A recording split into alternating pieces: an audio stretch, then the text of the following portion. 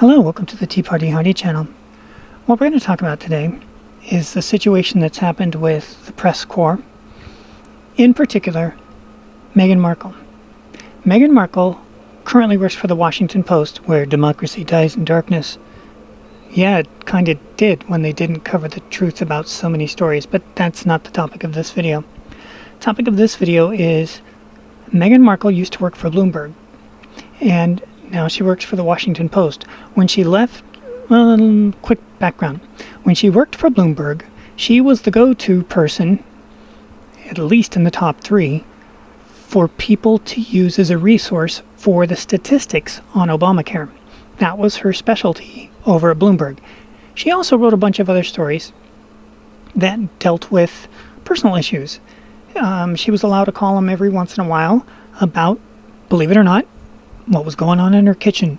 She likes to cook, and so she would write articles about liking to cook, cooking for different people, and she even did a couple of tech articles on the toys that you could buy in order to do cooking and refrigeration and heating and things like that. She also wrote stories. Well, I mean, when you figure you're writing about cooking for your friends and stuff like that, she got very personal with her writing, so you knew about her husband, you knew about the issues she's faced with body issues, because she's very tall, and so, yeah, she's Irish, and she still writes about being Irish. But the point is, when she was with Bloomberg, she was a columnist that was not only a specialist in crunching numbers, in particular how Obamacare was playing out, but she also wrote feel-good articles about normal, everyday stuff, and she did a good job, and it was fun to read about it. Then when she switched to Washington Post, her boss over at Washington Post, which I guess is Jeff Bezos, oh my, how her writing style has changed greatly. Meghan Markle was one of my favorite writers to read, not just because she was able to number crunch Obamacare and, talk about the death spiral and all the other stuff that went along with it, but it's just, the personal stuff was kind of fun. It was, just like reading articles out of a magazine. It was very entertaining and pleasant. That is not the Meghan Markle that now writes for the Washington Post. Now, whether or not it's the Washington Post that's pushing her buttons, or it was Bloomberg making sure they were hitting the stop button saying, don't go there, don't go there, don't go there, I don't know. I can't tell you which. But I do know that since 2015, when the election campaign began, the nastiness of the press makes the days of Reagan seem kind of not so bad, underline kinda, because were they awful to Reagan? They were awful to Bush. You can still find, because Bush is from the last era, or the earliest era of the internet, so you can find all these, Bush is the devil, Bush, so much hate. And then, Obama comes in, it's like, he's so great, he's so great. But I want to show you this end. I want to show you how she ends this recent article that is about, let's see, what is it about? On Biden and Tara Reade allegations, do our normal standards apply? And she gets into the massive hypocrisy of the Democrats on how they're completely cool with Tara Reade being messed up by Joe Biden. But look how she ends it. And keep in mind what I just gave you for her background. Yet, how many of the people grasping at the defense would actually vote for Trump or any Republican? If only it weren't for those allegations. The answer is probably close to zero. Republicans are hoping the Democrats will make their hypocrisy explicit. In fact, they believe Democrats already have. That's probably a fair accusation in many cases. So she's conceding, yeah, the At Me Too movement had nothing to do with At Me Too. It had everything to do with getting power and taking it away from Kavanaugh. That's the concession to.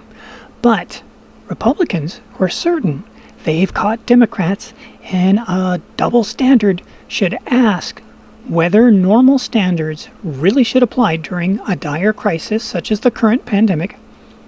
For even if I didn't believe in a mercy standard for decades-old crimes, I'd still argue that however important it is to protect the victims of abuse, protecting them very much includes getting the republic out of the hands of our current fool of a president. She never, ever wrote like that before she worked for the Washington Post. She never made that type of personal attack.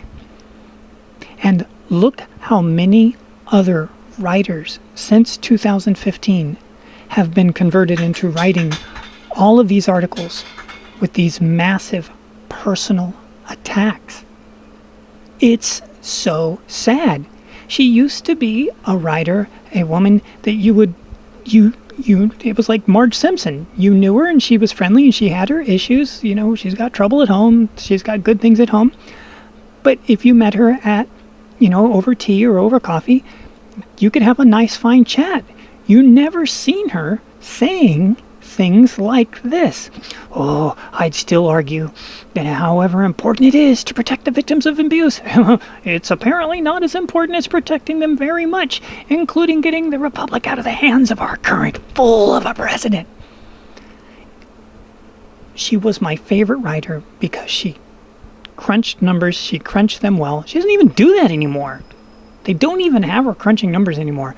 Pretty much her job now, more than anything for the last year minimum, and it's gotten worse over the last year, is to be Trump is a fool of a president. You're supposed to make your argument so that the audience comes to the end and goes, whoa, whew, that person's a serious fool. You're not supposed to spell it out in the last line and go, in case you didn't figure it out, in case you didn't figure it out. It's like, no, we didn't figure it out because we don't agree with you. We happen to think that given the choice between Donald J. Trump and Hillary Clinton, that the standards would be enormously different. Hillary would have never taken us off lockdown. But again, that's not the point of this article. It's not the point of this video. The point is, we've lost so many good writers that wrote good number crunching and good family articles that were just wholesome, kind of like, oh, that's cool.